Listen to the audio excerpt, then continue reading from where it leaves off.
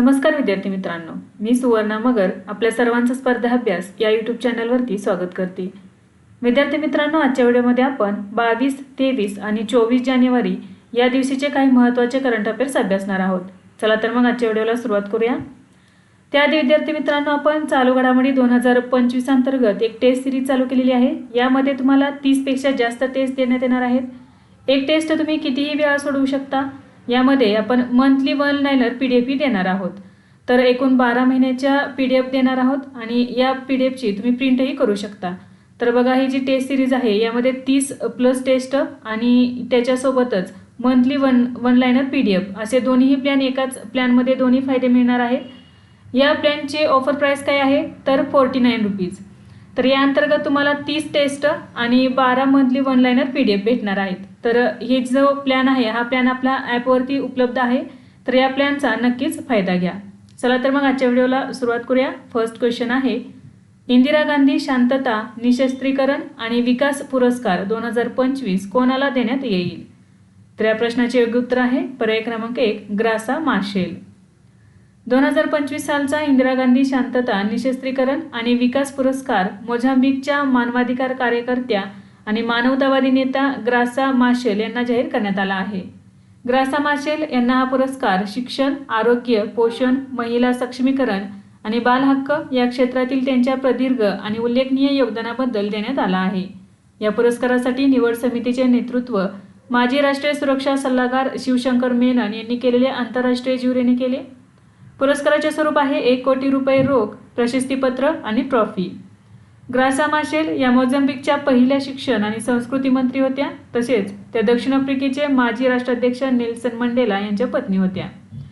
यापूर्वी 2024 सालचा पुरस्कार चिलीच्या माजी राष्ट्रपती मिशेल बॅचलेट यांना प्रदान केला गेला होता।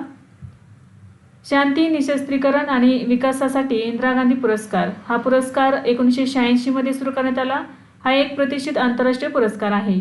भारताच्या माजी पंतप्रधान इंदिरा गांधी यांच्या स्मृतिप्रित्यर्थ हा पुरस्कार इंदिरा गांधी मेमोरियल ट्रस्टकडून प्रदान केला जातो।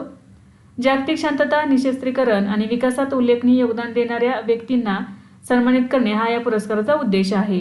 तर बघा, 2025 सालचा पुरस्कार कोणाला देण्यात येणार आहे तर मोझांबिकच्या मानवाधिकार कार्यकर्त्या ग्रासा मार्शेल यांना।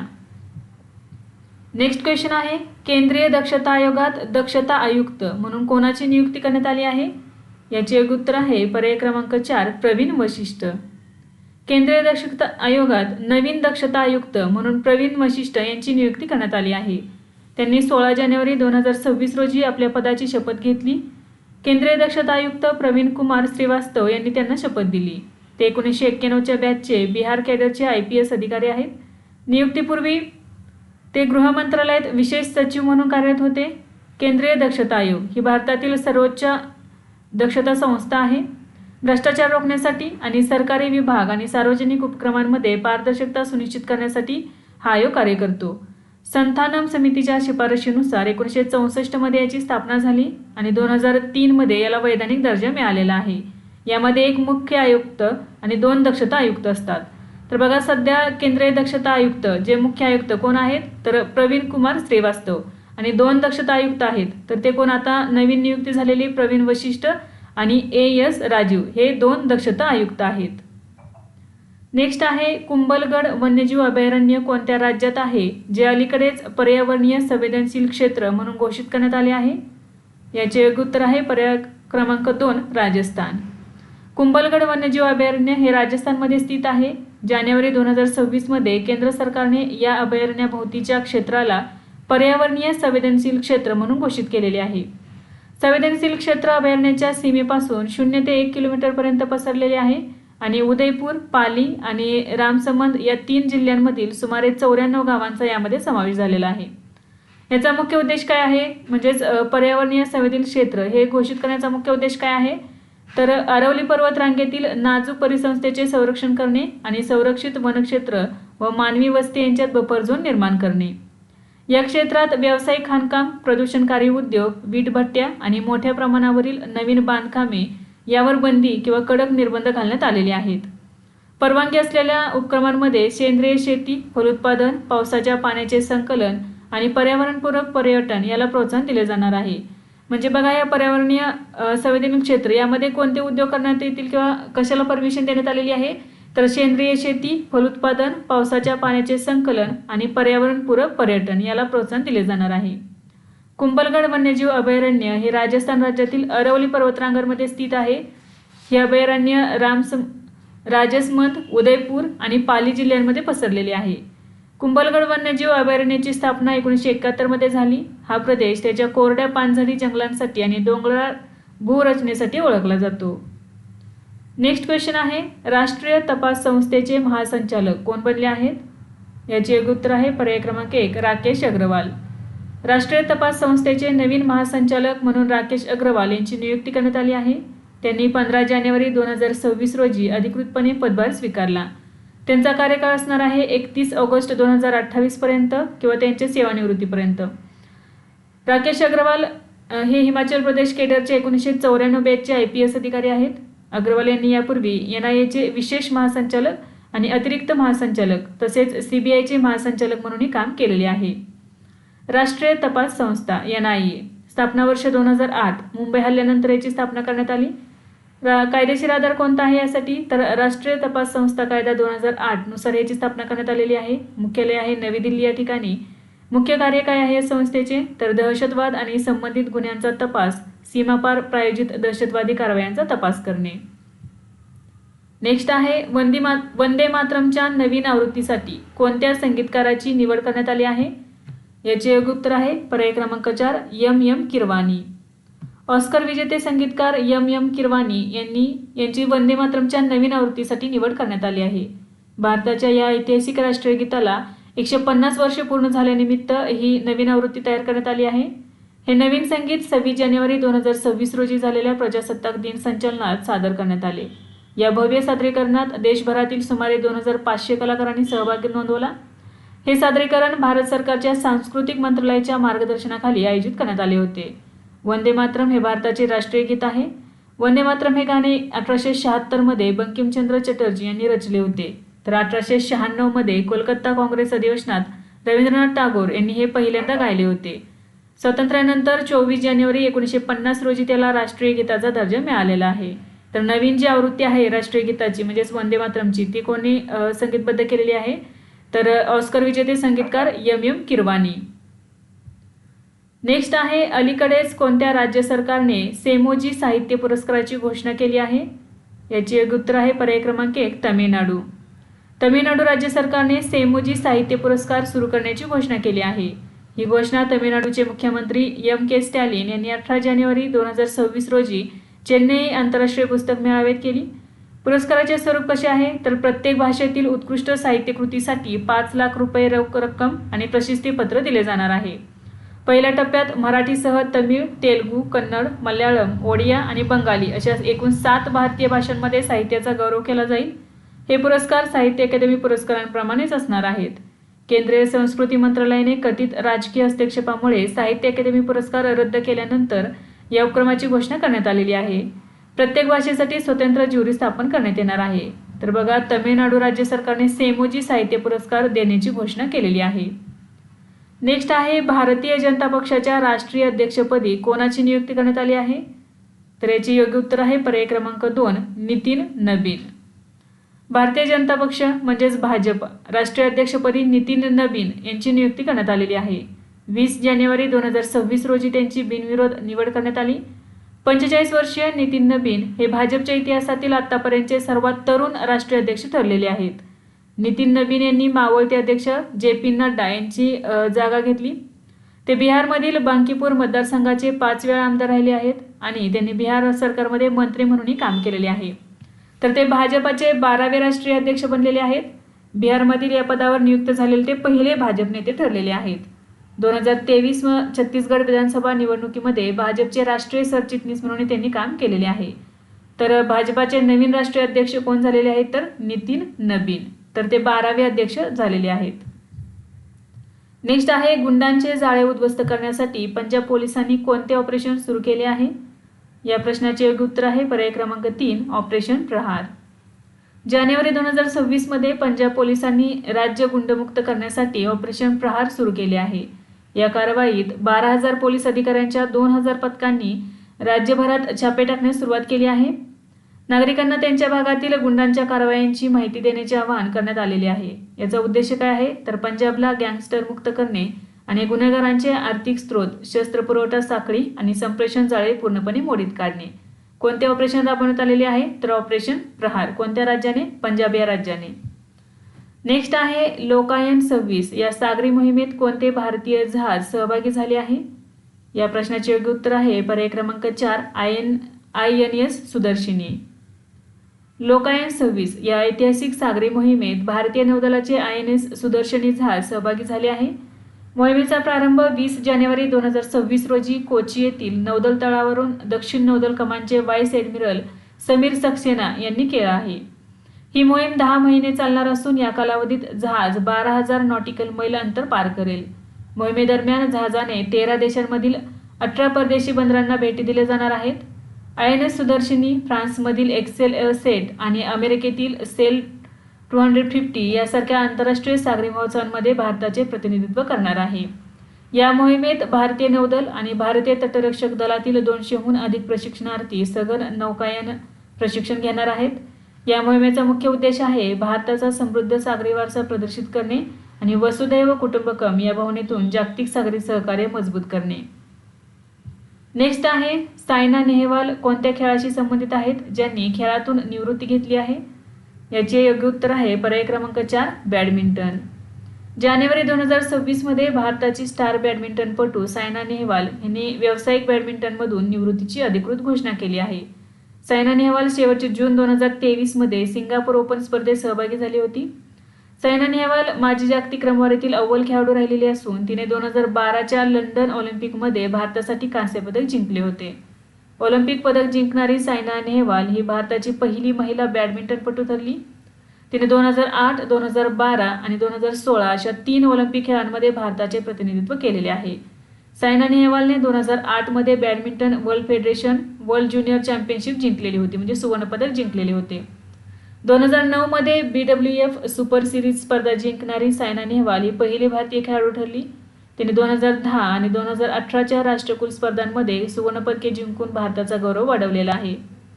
सायना नेहवालला 2009 मध्ये अर्जुन पुरस्कार देण्यात आलेला आहे. 2009-10 मध्ये राजीव गांधी खेलरत्न पुरस्कार, 2010 मध्ये पद्मश्री आणि 2016 मध्ये पद्मभूषण पुरस्कार देण्यात आलेला आहे. नेक्स्ट आहे जगातील सर्वात मोठा हरित अमोनिया प्रकल्प कोणत्या देशात स्थापन केला जाईल? तर याची योग्य उत्तर आहे बघा भारतातील आंध्र प्रदेश या राज्यामध्ये हा स्थापन करण्यात येणार आहे. जगातील सर्वात मोठा हरित अमोनिया प्रकल्प भारतात स्थापन केला जात आहे. हा प्रकल्प आंध्र प्रदेशमधील काकीनाडा येथे उभारला जात आहे. आंध्र प्रदेशचे मुख्यमंत्री चंद्राबाबू नायडू यांनी 17 जानेवारी 2026 रोजी या प्रकल्पाचे भूमिपूजन केले. प्रकल्पाची नियोजित उत्पादन क्षमता प्रतिवर्ष 5 दशलक्ष टन असून 2030 पर्यंत पूर्ण करण्याचे उद्दिष्ट आहे. हा प्रकल्प AM ग्रीन म्हणजेच ग्रीनको ग्रुपची कंपनी आहे. याद्वारे सुमारे 10,000 अब्ज डॉलर गुंतवणुकीतून विकसित केले जात आहे. 10 अब्ज डॉलर म्हणजे अंदाजे 83,000 कोटी रुपये. तर या गुंतवणुकीमधून हा प्रकल्प उभारण्यात येत आहे. प्रकल्पातून तयार होणारा हरित अमोनिया प्रामुख्याने जर्मनी, जपान आणि सिंगापूर यासारख्या देशांना निर्यात केला जाणार आहे. तर जगातील सर्वात मोठा हरित अमोनिया प्रकल्प भारतातील आंध्र प्रदेश राज्यातील काकीनाडा या ठिकाणी उभारला जात आहे. नेक्स्ट क्वेश्चन आहे 2025 मध्ये चीनची लोकसंख्या किती नोंदवण्यात आली? तर याचे योग्य उत्तर आहे पर्याय क्रमांक 2 1.405 अब्ज. 2025च्या अखेरपर्यंत चीनची अधिकृत लोकसंख्या अंदाजे 1.405 अब्ज म्हणजेच किती तर 140.5 कोटी एवढी नोंदवण्यात आलेली आहे. चीनच्या लोकसंख्येत 2024च्या तुलनेत सुमारे 3.39 दशलक्ष इतकी घट झालेली आहे. म्हणजे किती तर 33.9 लाख एवढी लोकसंख्या कमी झालेली आहे. ही घट चीनच्या लोकसंख्येतील सलग 4थ्या वर्षी झाली असून 2017 नंतरची सर्वात कमी लोकसंख्या आहे. 2025 मध्ये जन्मांची संख्या 79 लाखांवर आली, जी मागील वर्षाच्या तुलनेत 16 लाख कमी आहे, म्हणजे 17% कमी झालेली आहे.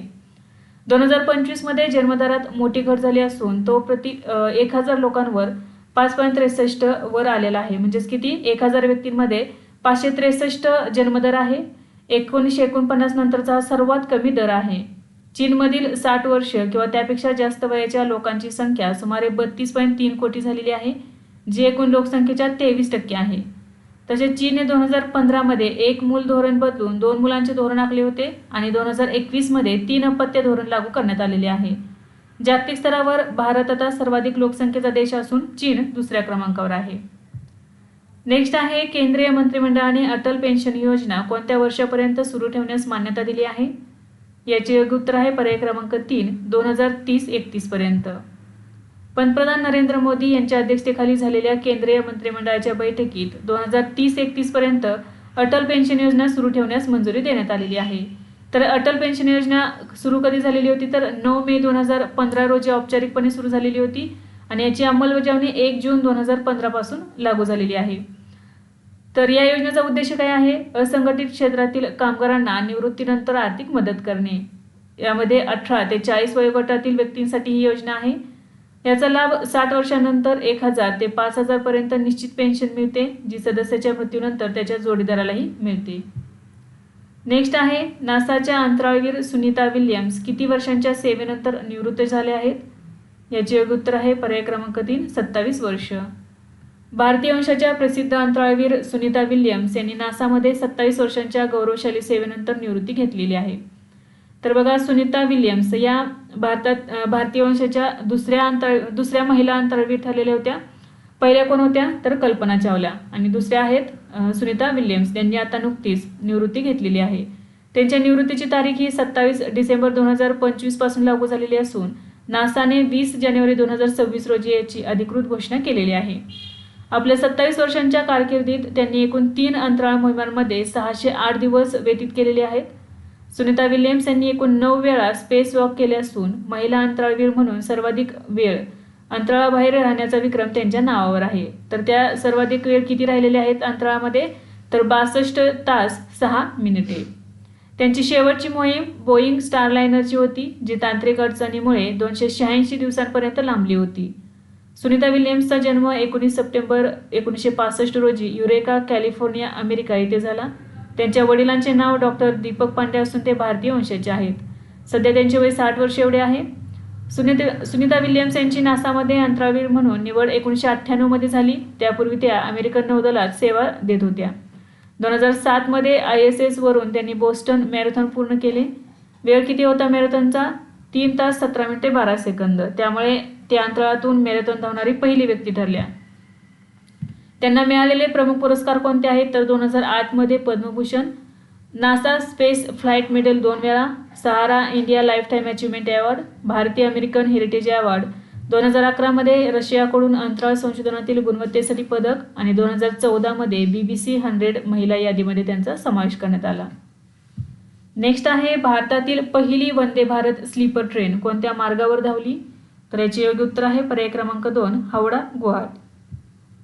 भारतातील पहिली वंदे भारत स्लीपर ट्रेन हावडा कोलकाता ते गुवाहाटीमधील कामाख्या या मार्गावर सुरू करण्यात आलेली आहे. या ट्रेनचे उद्घाटन पंतप्रधान नरेंद्र मोदी यांनी 17 जानेवारी 2026 रोजी पश्चिम बंगालमधील मालदा येथून हिरवा झेंडा दाखवून केलेले आहे. या ट्रेनची पहिली व्यावसायिक फेरी 22 जानेवारी 2026 रोजी पार पडली. ही ट्रेन हावडा आणि कामाख्या दरम्यानचे सुमारे 972 ते 1000 किलोमीटर अंतर सुमारे 14 तासात पूर्ण करते. या जलद प्रवासामुळे प्रवाशांचा नेहमीच्या वेळेपेक्षा सुमारे 2.5 ते 3 तासांचा वेळ वाचतो. या ट्रेनमध्ये एकूण 16 डबे असून त्यात 3 टियर AC, 2 टियर AC आणि फर्स्ट क्लास AC अशा सुविधा उपलब्ध आहेत. ही ट्रेन भारतातील पहिली लांब पल्ल्याची ओव्हरनाईट वंदे भारत ट्रेन आहे. म्हणजे ही पूर्ण रात्रीचा प्रवास करणारी ट्रेन आहे. त्यामुळे ही बघा भारतातील पहिली लांब पल्ल्याची ओव्हरनाईट वंदे भारत ट्रेन आहे. वेग आहे कमाल 180 किलोमीटर पर ताशी आणि प्रवाशांची क्षमता आहे 823. नेक्स्ट आहे, आंतरराष्ट्रीय नाणेनिधीने 2025 साठी भारताच्या आर्थिक वाढीचा अंदाज कितीपर्यंत वाढवला आहे? तर याचे योग्य उत्तर आहे पर्याय क्रमांक 3, 7.3%. आंतरराष्ट्रीय नाणेनिधीने जानेवारी 2026 सुधारित वर्ल्ड इकॉनॉमिक आउटलुक अहवाल 2025-26 आर्थिक वर्षासाठी भारताच्या आर्थिक वाढीचा अंदाज 7.3% पर्यंत वाढवला आहे. IMFने भारताच्या विकासदराचा पूर्वीचा अंदाज 6.6% वरून 0.7% वाढवून तो 7.3% एवढा केला आहे. 2026-27 या आर्थिक वर्षासाठी देखील भारताचा वाढीचा अंदाज 6.2% वरून 6.4% करण्यात आलेला आहे. नेक्स्ट आहे 2026चा भारतीय रेल्वेचा सर्वोच्च सन्मान अतिविशिष्ट रेल्वे सेवा पुरस्कार कोणाला मिळाला आहे? तर याचे योग्य उत्तर आहे पर्याय क्रमांक 4 चंदना सिन्हा. 9 जानेवारी 2026 रोजी नवी दिल्ली येथे पार पडलेल्या सोहळ्यात एकूण 100 रेल्वे कर्मचाऱ्यांना पुरस्कार प्रदान करण्यात आला. RPF इन्स्पेक्टर चंदना सिन्हा यांना भारतीय रेल्वेचा सर्वोच्च सेवा पुरस्कार मिळाला आहे. त्यांना अतिविशिष्ट रेल्वे सेवा पुरस्काराने सन्मानित करण्यात आले आहे. त्यांनी 2024 मध्ये 150हून अधिक मुलांची सुटका केली आहे. RPFच्या ऑपरेशन नन्हे फरिश्ते अंतर्गत हे बचाव अभियान राबवण्यात आले. या मोहिमेत तस्करी आणि शोषण झालेल्या मुलांची सुटका करून बाल कल्याण अधिकाऱ्यांमार्फत त्यांचे पुनर्वसन करण्यात आलेले आहे. तर RPF इन्स्पेक्टर चंदना सिन्हा यांना भारतीय रेल्वेचा सर्वोच्च सेवा पुरस्कार अतिविशिष्ट रेल्वे सेवा पुरस्काराने सन्मानित करण्यात आले आहे. नेक्स्ट आहे अखिल भारतीय फुटबॉल महासंघाने वरिष्ठ भारतीय महिला फुटबॉल संघाचे नवीन प्रशिक्षक म्हणून कोणाची नियुक्ती केली आहे? तर या प्रश्नाचे योग्य उत्तर आहे पर्याय क्रमांक 1 अमेलिया व्हॅलवर्डे. जानेवारी 2026 मध्ये अखिल भारतीय फुटबॉल महासंघाने अमेलिया व्हॅलवर्डे यांची भारतीय महिला फुटबॉल संघाच्या मुख्य प्रशिक्षकपदी नियुक्ती केली आहे. अमेलिया व्हॅलवर्डे ही मूळची कोस्टारिकाची आहे. त्याने 2015 ते 2023 या काळात कोस्टारिकाच्या महिला राष्ट्रीय संघाचे मुख्य प्रशिक्षक म्हणून काम पाहिले आहे. त्यांच्या मार्गदर्शनाखाली कोस्टारिकाचा संघ 2015 आणि 2023 अशा 2 फिफा महिला विश्वचषकांसाठी पात्र ठरला होता. नेक्स्ट आहे उत्तर प्रदेशातील कोणते शहर ताज्या कचऱ्याचे शून्य डम्पिंग साईट असलेले राज्यातील पहिले शहर बनले आहे? तर याचे योग्य उत्तर आहे पर्याय क्रमांक 3 लखनौ. उत्तर प्रदेशातील लखनौ हे ताज्या कचऱ्याचे शून्य डम्पिंग साईट असलेले राज्यातील पहिले शहर बनलेले आहे. स्वच्छ भारत मिशन नागरी अंतर्गत लखनौने आपल्या नगरपालिका घनकचऱ्यावर 100% वैज्ञानिक पद्धतीने प्रक्रिया करण्याचे उद्दिष्ट यशस्वीरित्या पूर्ण केलेले आहे. शिवरे येथील घनकचरा व्यवस्थापन प्रकल्पाचे 3रे युनिट कार्यान्वित झाल्यामुळे लखनौला ही महत्त्वपूर्ण उपलब्धी साध्य करता आलेली आहे. शिवरी प्रकल्पाची एकूण कचरा प्रक्रिया क्षमता आता 2100 मेट्रिक टन प्रतिदिन झालेली असून ती भारतातील सुमारे 2000 मेट्रिक टन दैनंदिन कचरा निर्मितीच्या बरोबरीची आहे. लखनौमध्ये गोळा होणाऱ्या कचऱ्याचे 55% सेंद्रिय आणि 45% अजैविक असे वर्गीकरण केले जाते. सेंद्रिय कचऱ्यापासून खत व बायोगॅस तयार केला जातो, तर अजैविक कचरा पुनर्वापरासाठी किंवा उद्योगांमध्ये इंधन म्हणून वापरला जातो. लखनौ शहरात घर कचरा संकलनाची कार्यक्षमता 96.53% पर्यंत पोहोचलेली आहे. तर बघा, उत्तर प्रदेशातील लखनौ हे ताज्या कचऱ्याचे शून्य डम्पिंग साईट असलेले राज्यातील पहिले शहर बनलेले आहे. नेक्स्ट क्वेश्चन आहे खेलो इंडिया हिवाळी क्रीडा स्पर्धा 2026चा पहिला टप्पा कोठे आयोजित करण्यात आला? तर याचे योग्य उत्तर आहे पर्याय क्रमांक 3 लेह या ठिकाणी. खेलो इंडिया हिवाळी क्रीडा स्पर्धा 2026ची ही 6वी आवृत्ती लडाखमधील लेह येथे 20 जानेवारी 2026 रोजी सुरू झाली. या स्पर्धेचे उद्घाटन लेह येथील नवांग दोर्जेस तोफदान स्टेडियममध्ये लडाखचे नायब राज्यपाल कविंदर गुप्ता यांच्या हस्ते करण्यात आले. पहिला टप्पा 20 ते 26 जानेवारी 2026 या कालावधीत पार पडला. या टप्प्यात प्रामुख्याने आईस हॉकी आणि आईस स्केटिंग यासारख्या बर्फावरील खेळांचे आयोजन करण्यात आले. यावर्षी प्रथमच ऑलिम्पिक खेळ असलेल्या फिगर स्केटिंग या खेळाचा समावेश करण्यात आलेला आहे. या स्पर्धेचा शुभंकर शिन ए शे नावाचा भीमनिपट्या आहे. स्पर्धेचा दुसरा टप्पा गुलमर्ग जम्मू आणि काश्मीर येथे आयोजित केला जाणार आहे. खेलो इंडिया हिवाळी खेळ 2020 मध्ये सुरू झाले. भारतात हिवाळी खेळांना प्रोत्साहन देणे हे त्याचे उद्दिष्ट आहे. याचे आयोजन भारत सरकारचा युवा व्यवहार आणि क्रीडा मंत्रालयाद्वारे केले जाते. नेक्स्ट आहे पॅक्स सिलिका हा कोणाच्या नेतृत्वाखालील एक धोरणात्मक उपक्रम आहे ज्यामध्ये सहभागी होण्यासाठी भारताला आमंत्रित करण्यात आले आहे. तर याचे योग्य उत्तर आहे पर्याय क्रमांक 3 अमेरिका. जानेवारी 2026 मध्ये भारत आणि अमेरिका यांच्यात पॅक्स सिलिका भागीदारीबाबत चर्चा सुरू असून भारताला या युतीत सामील होण्यासाठी औपचारिक निमंत्रण देण्यात आले आहे. पॅक्स सिलिका हा अमेरिकेच्या नेतृत्वाखालील एक धोरणात्मक उपक्रम आहे ज्याचा मुख्य उद्देश अर्धसंवाहक कृत्रिम बुद्धिमत्ता आणि गंभीर खनिजांची सुरक्षित जागतिक पुरवठा साखळी निर्माण करणे हे आहे. जानेवारी 2026 मध्ये अमेरिकेचे भारतातील राजदूत सर्जिओ गौर यांनी घोषणा केलेली आहे की भारताला या युतीचा पूर्णवेळ सदस्य म्हणून आमंत्रित केले जाईल. या युतीमध्ये जपान, दक्षिण Korea, Singapore, United kingdom, Israel, Australia, Netherland, संयुक्त अरब अमिराती आणि कतार यासारख्या देशांचा समावेश आहे. पॅक्स सिलिका भागीदारी चीनच्या तंत्रज्ञान क्षेत्रातील वर्चस्व कमी करण्यासाठी आणि लोकशाही देशांमध्ये विश्वासार्ह तंत्रज्ञान परिसंस्था विकसित करण्यासाठी महत्त्वपूर्ण मानली जात आहे. नेक्स्ट क्वेश्चन आहे जबाबदार राष्ट्र निर्देशांक 2026 मध्ये भारताचा क्रमांक कितवा आहे? तर याचे योग्य उत्तर आहे पर्याय क्रमांक 16वा. जानेवारी 2026 मध्ये प्रसिद्ध झालेल्या पहिल्या जबाबदार राष्ट्र निर्देशांकात भारताने 16वा क्रमांक पटकावला आहे. जगातील 154 देशांच्या यादीत भारत 16व्या स्थानावर असून आशियाई देशांमध्ये भारत अव्वल स्थानावरती आहे. या निर्देशांकात भारताने अमेरिका आणि चीन यासारख्या प्रमुख देशांना मागे टाकलेले आहे. जबाबदार राष्ट्र निर्देशांकात सिंगापूर पहिल्या क्रमांकावर असून स्वित्झर्लंड दुसऱ्या आणि डेन्मार्क तिसऱ्या क्रमांकावर आहेत. हा निर्देशांक 3 प्रमुख स्तंभावर आधारित आहे, ज्यामध्ये अंतर्गत जबाबदारीचा समावेश होतो. अंतर्गत जबाबदारीमध्ये नैतिक शासन, सामाजिक न्याय आणि सर्वसमावेशकता या बाबींचा विचार केला जातो.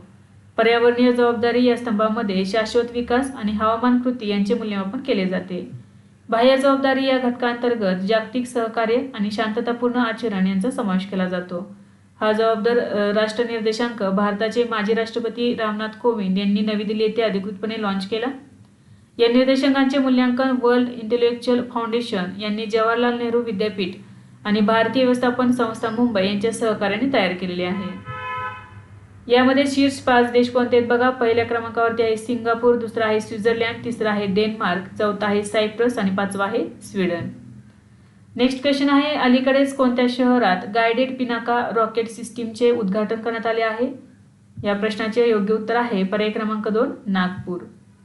गायडेड पिनाका रॉकेट सिस्टीमशी संबंधित उत्पादन सुविधेचे उद्घाटन आणि पहिल्या तुकडीचे लोकार्पण महाराष्ट्रातील नागपूर येथे करण्यात आलेले आहे. 18 जानेवारी 2026 रोजी संरक्षण मंत्री राजनाथ सिंह यांनी नागपूर येथील सोलार डिफेन्स अँड एरोस्पेस लिमिटेडच्या प्रकल्पात या प्रणालीचे उद्घाटन केलेले आहे. याच कार्यक्रमात भारतात विकसित करण्यात आलेल्या गायडेड पिनाका रॉकेट सिस्टीमची पहिली तुकडी आर्मेनिया या देशाला निर्यातीसाठी रवाना करण्यात आली.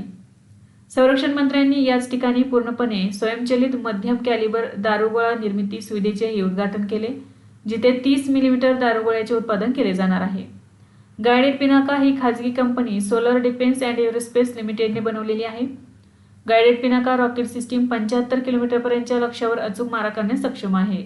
ही प्रणाली अवघ्या 44 सेकंदात 72 रॉकेट्स डागण्याची क्षमता बाळगते, ज्यामुळे ती अत्यंत प्रभावी आणि घातक मानली जाते. नेक्स्ट आहे 56वी जागतिक आर्थिक मंच परिषद 2026 कोठे आयोजित करण्यात आली? तर याचे योग्य उत्तर आहे पर्याय क्रमांक 4 दावोस. जागतिक आर्थिक मंच परिषद 2026 स्वित्झर्लंडमधील दावोस या ठिकाणी आयोजित करण्यात आली. तारीख होती, कालावधी होता बघा 19 ते 23 जानेवारी 2026 दरम्यान. मुख्य विषय किंवा थीम आहे संवादाचा आत्मा, अ स्पिरिट ऑफ डायलॉग. यामध्ये या परिषदेत 130हून अधिक देशातील सुमारे 3000 जागतिक नेते, विविध देशांचे राष्ट्रप्रमुख, आघाडीच्या कंपन्यांचे मुख्य कार्यकारी अधिकारी आणि तज्ज्ञ सहभागी झाले होते. जागतिक आर्थिक मंच ही एक आंतरराष्ट्रीय संस्था आहे. 24 जानेवारी 1971 रोजी स्थापना झाली. संस्थापक होते प्रोफेसर क्लॉस शॉब. याचे मुख्यालय आहे स्वित्झर्लंडमधील जिनेव्हा येथील कोलोनी या ठिकाणी. उद्दिष्ट आहे जगाची स्थिती सुधारण्यासाठी सार्वजनिक खासगी सहकार्याला प्रोत्साहन देणे. वार्षिक बैठक दरवर्षी जानेवारीमध्ये स्वित्झर्लंडमधील दावोस येथे आयोजित केली जाते. प्रकाशित झालेले प्रमुख अहवाल कोणते? तर जागतिक जोखीम अहवाल आणि जागतिक लिंग अंतर अहवाल. नेक्स्ट आहे इंडिया ओपन बॅडमिंटन 2026 पुरुष एकेरीचे विजेतेपद कोणी जिंकले आहे? या प्रश्नाचे योग्य उत्तर आहे पर्याय क्रमांक 1 लिन चुन ई. इंडिया ओपन बॅडमिंटन 2026 कालावधी होता 13 ते 18 जानेवारी 2026 दरम्यान. आवृत्ती होती 24वी. स्तर किंवा श्रेणी कोणती आहे? BWF super 750. स्थळ होते नवी दिल्लीतील इंदिरा गांधी अरेना स्टेडियम. आयोजक बॅडमिंटन असोसिएशन ऑफ इंडिया. विजेते खेळाडू आहेत पुरुष एकेरी लिन चुन ई तैवानचा खेळाडू आहे. महिला एकेरीमध्ये दक्षिण कोरियाच्या आहा से योंग यांनी जिंकलेले आहे. पुरुष दुहेरीचे विजेतेपद चीनचे लिओंग वेई किंग आणि मँग वॉंगचांग यांनी जिंकलेले आहे. महिला दुहेरीचे विजेतेपद लिऊ त्यान शेगू चीन. मिश्र दुहेरी देचापोल पुरुनुक्रो आणि दीप सुपिसारा पेव संग प्राण थायलंड तर यांनी जिंकलेली आहे. इंडिया ओपन बॅडमिंटन स्पर्धा ही भारतातील सर्वात मोठी आंतरराष्ट्रीय बॅडमिंटन स्पर्धा आहे. 2008 पासून ते नियमितपणे खेळले जात आहे. 2023 पासून ते BWF वर्ल्ड टूर सुपर 750 श्रेणीमध्ये समाविष्ट आहे. नेक्स्ट आहे मारिया कोरिना मचाडो यांनी कोणाला प्रतिकात्मकरित्या नोबेल शांतता पुरस्कार पदक प्रदान केले आहे? तर याचे योग्य उत्तर आहे पर्याय क्रमांक 3 डोनाल्ड ट्रम्प. व्हेनेझुएलाच्या विरोधी पक्षनेत्या मारिया कोरिना मचाडो यांना 2025चा नोबेल शांतता पुरस्कार मिळाला आहे. तर त्यांनी व्हाईट हाऊसमध्ये डोनाल्ड ट्रम्प यांची भेट घेतली आणि ट्रम्प यांना प्रतिकात्मकपणे त्यांचे नोबेल शांतता पुरस्कार पदक सादर केलेले आहे. मीडियाच्या रिपोर्टनुसार ट्रम्प यांनी पदक त्यांच्याकडे ठेवले आणि सोशल मीडियावर त्यांचे आभार मानलेले आहेत. नोबेल समितीने स्पष्ट केले आहे की हा पुरस्कार हस्तांतरित किंवा सामायिक केला जाऊ शकत नाही. म्हणजे हा पुरस्कार मारिया कोरिना मचाडो यांच्याकडेच आहे किंवा त्यांच्या नावावरतीच असणार आहे. नेक्स्ट आहे, अमेरिकेच्या अन्न आणि औषध प्रशासनाने कोणत्या आजारासाठी झायकुबो नावाच्या औषधाला मान्यता दिली आहे? तर याचे योग्य उत्तर आहे पर्याय क्रमांक 2, मेनकेस आजार. जानेवारी 2026 मध्ये अमेरिकेच्या अन्न आणि औषध प्रशासनाने मेनकेस आजार असलेल्या मुलांसाठी झायकुबो म्हणजेच कॉपर हिस्टिडेनेट नावाच्या औषधाला पहिल्या श्रेणीतील उपचार म्हणून मान्यता दिली आहे. हे औषध इंजेक्शनद्वारे दिले जाईल. हे औषध सेंथिल थेरापेटिक्स इंकद्वारे विकसित करण्यात आलेले आहे, जी भारतीय फार्मा कंपनी झायडस लाईफ सायन्सेसची उपकंपनी आहे. मेनकेस रोग हा एक दुर्मिळ अनुवंशिक विकार आहे ज्यामध्ये शरीर तांब्याचा योग्य वापर करू शकत नाही. तांबे आपल्या मेंदू, हाडे, केस आणि त्वचेसाठी आवश्यक आहे. हा आजार सामान्यतः मुलांमध्ये आढळतो. हा आजार जनुकातील गोंधळामुळे होतो. हा आजार मुलाच्या केसांवर, मेंदूवर आणि शरीरावर परिणाम करतो. याची लक्षणे काय आहेत तर मुलाचे केस पातळ होणे, स्नायू कमकुवत होणे, झटके येणे, वाढ मंदावणे. नेक्स्ट क्वेश्चन आहे, भटक्या प्राण्यांच्या संरक्षणासाठी real time alert pilot project कोणी सुरू केला आहे? त्याचे योग्य उत्तर आहे पर्याय क्रमांक 1, NHAI. भारतीय राष्ट्रीय राजमार्ग प्राधिकरणाने भटक्या प्राण्यांच्या हालचालीमुळे राष्ट्रीय महामार्गावर होणारे अपघात रोखण्यासाठी रिअल टाइम अलर्ट देणारा पायलट प्रोजेक्ट सुरू केला आहे. या प्रकल्पाचा उद्देश आहे महामार्गावर अचानक येणाऱ्या भटक्या जनावरांमुळे होणारे अपघात कमी करणे, विशेषतः धुक्यामध्ये किंवा कमी दृश्यमनता असताना हे अपघात कमी करणे. कार्यपद्धती अशी आहे की वाहन प्राण्यांच्या हालचाली असलेल्या धोकादायक क्षेत्राच्या 10 किलोमीटर जवळ येताच चालकाला मोबाईलवर फ्लॅश SMS आणि व्हॉइस अलर्ट मिळेल. हा प्रकल्प सध्या जयपूर आग्रा आणि जयपूर रेवारी या राष्ट्रीय महामार्ग कॉरिडॉरवर प्रायोगिक तत्वावर राबवला जात आहे. NHAIने हा प्रकल्प टेलिकॉम सेवा पुरवठ्यांच्या सहकार्याने विकसित केलेला आहे. म्हणजे रिलायन्स जिओ यांच्या सहकार्याने हा विकसित केलेला आहे. भारतीय राष्ट्रीय महामार्ग प्राधिकरण स्थापना झालेली 1995 मध्ये. मुख्यालय आहे नवी दिल्ली या ठिकाणी. रस्ते वाहतूक आणि महामार्ग मंत्रालयाअंतर्गत हे कार्य करते आणि आता याचे मुख्य काम काय आहे? राष्ट्रीय महामार्गांचे बांधकाम. नेक्स्ट आहे, प्रसिद्ध राजा राणी संगीत महोत्सव 2026 खालीलपैकी कोणत्या शहरात आयोजित करण्यात आला होता? याचे योग्य उत्तर आहे पर्याय क्रमांक 2, भुवनेश्वर. प्रसिद्ध राजा राणी संगीत महोत्सव 2026 ओडिसामधील भुवनेश्वर शहरात आयोजित करण्यात आला. हा उत्सव 11व्या शतकातील ऐतिहासिक राजा राणी मंदिराच्या परिसरात खुल्या आकाशाखाली पार पडला. महोत्सवाचा कालावधी 16 जानेवारी ते 18 जानेवारी 2026 दरम्यान होता. महोत्सवाचे आयोजन ओडिसा पर्यटन विभाग आणि ओडिसा संगीत नाटक अकादमी यांच्या संयुक्त विद्यमाने केले गेले. या महोत्सवात हिंदुस्थानी, कर्नाटक आणि ओडिसी अशा भारतीय शास्त्रीय संगीताच्या विविध शैलींचे सादरीकरण नामवंत कलाकारांमार्फत केले जाते. नेक्स्ट आहे, पंतप्रधान नरेंद्र मोदी यांनी कोणत्या राज्यात काझीरंगा एलिव्हेटेड कॉरिडॉर प्रकल्पाची पायाभरणी केली? याचे योग्य उत्तर आहे पर्याय क्रमांक 1, आसाम. पंतप्रधान नरेंद्र मोदी यांनी 18 जानेवारी 2026 रोजी आसामच्या नागाव जिल्ह्यातील कालियाबोर येथे काझीरंगा एलिव्हेटेड कॉरिडॉर प्रकल्पाची पायाभरणी केली. या प्रकल्पासाठी अंदाजे 6,957 कोटी रुपये गुंतवणूक अपेक्षित आहे. हा प्रकल्प एकूण 86 किलोमीटर लांबीचा असून त्यामध्ये काझीरंगा राष्ट्रीय उद्यानातून जाणारा 35 किलोमीटर लांबीचा एलिव्हेटेड वन्यजीव कॉरिडॉर समाविष्ट आहे.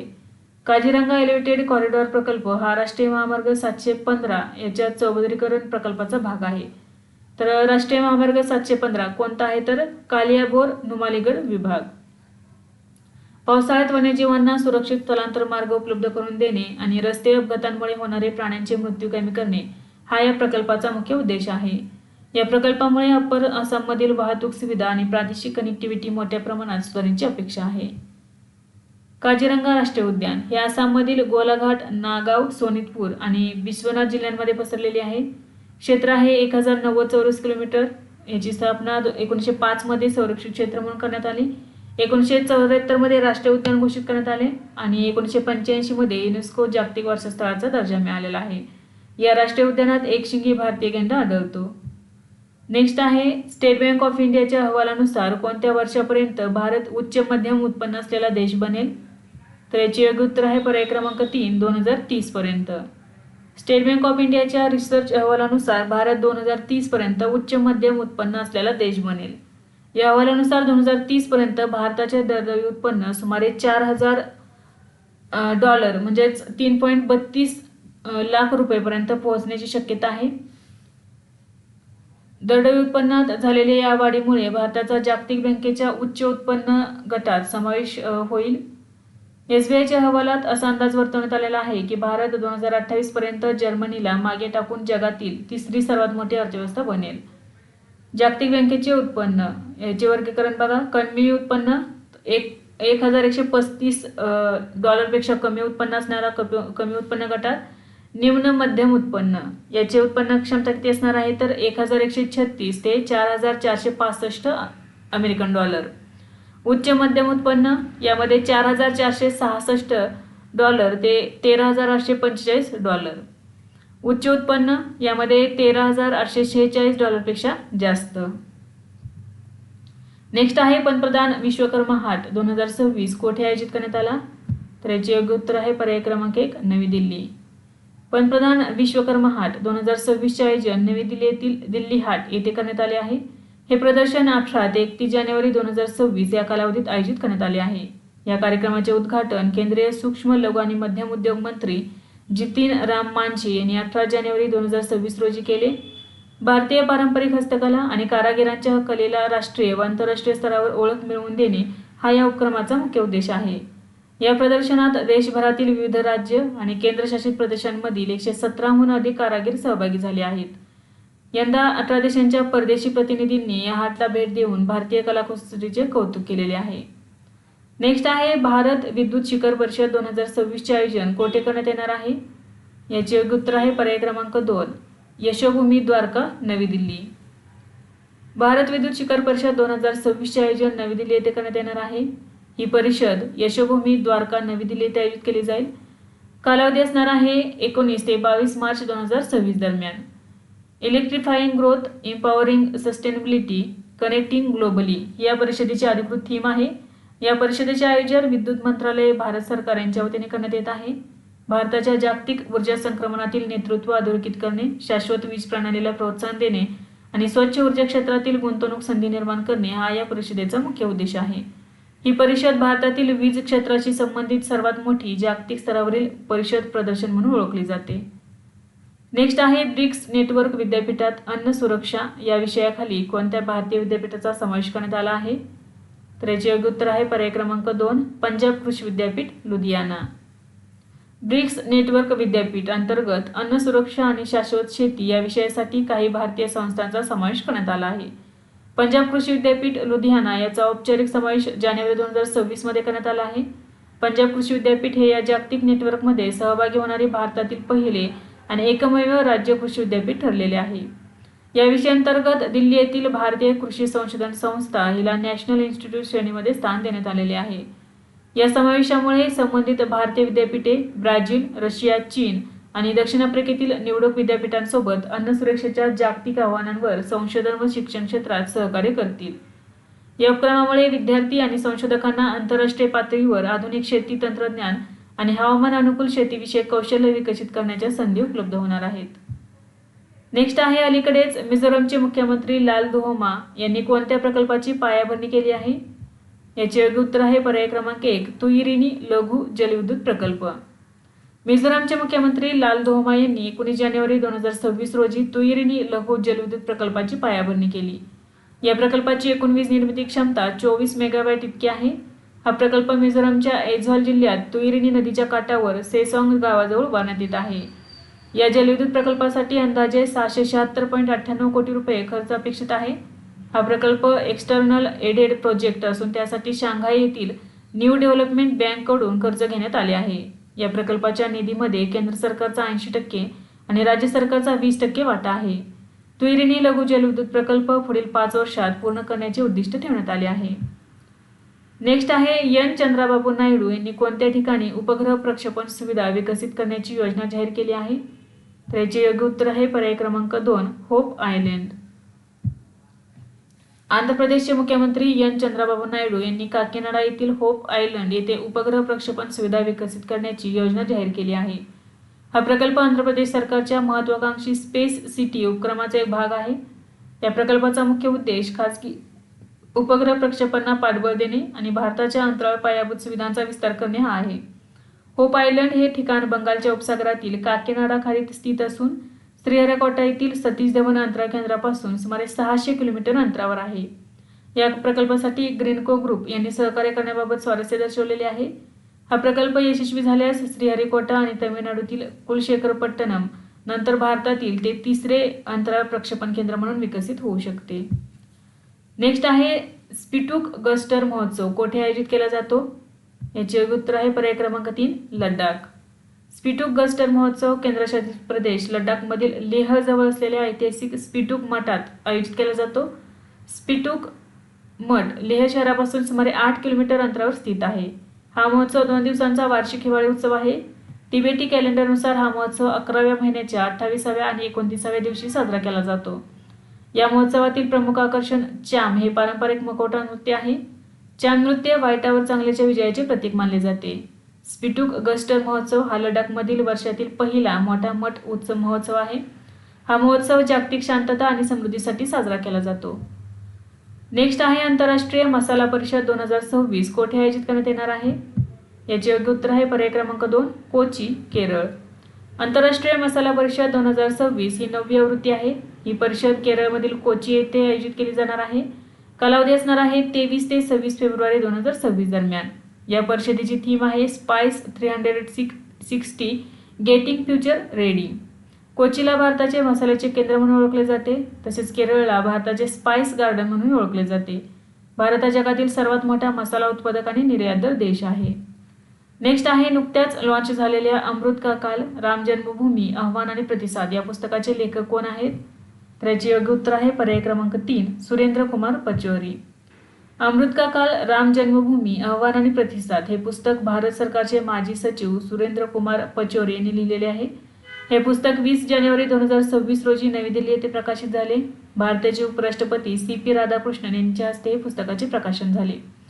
पुस्तकात राम जन्मभूमी आंदोलनाचा शतकानुशतकांचा इतिहास, न्यायालयीन लढाई आणि 2029च्या सर्वोच्च न्यायालयाच्या निकालाचे महत्त्व याबाबत मांडण्यात आलेले आहे.